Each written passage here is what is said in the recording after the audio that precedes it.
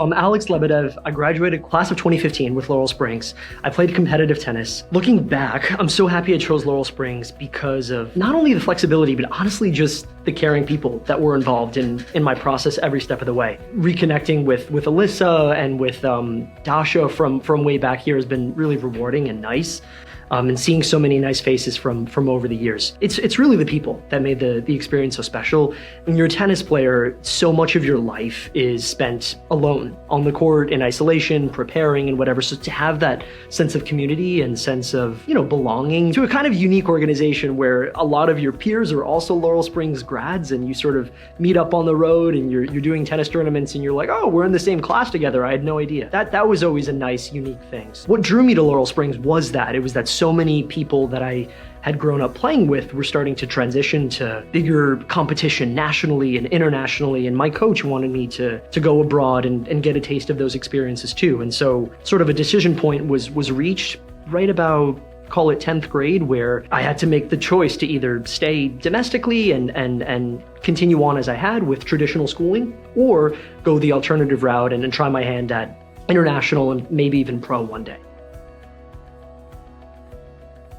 Being in Texas at a tournament in 2013, there's this image I have in my head. I'm like sweaty after practice, like I pop open my laptop and I'm doing my assignments at night. And it's that kind of just easygoing integration into your life that I think Laurel Springs just makes possible.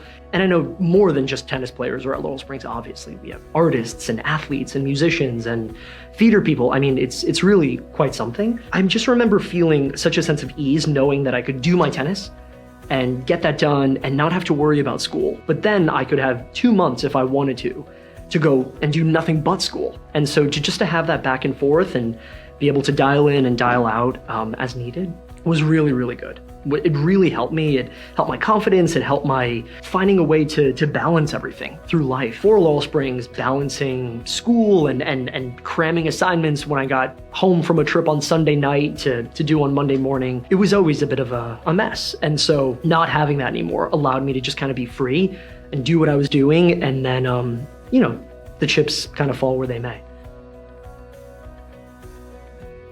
I started college, and not 4 or 5 weeks in, I have like a devastating ankle injury, bike accident, the whole 9 yards, all these tennis dreams sort of, at risk, almost a career-ending injury with my ankle and my knee.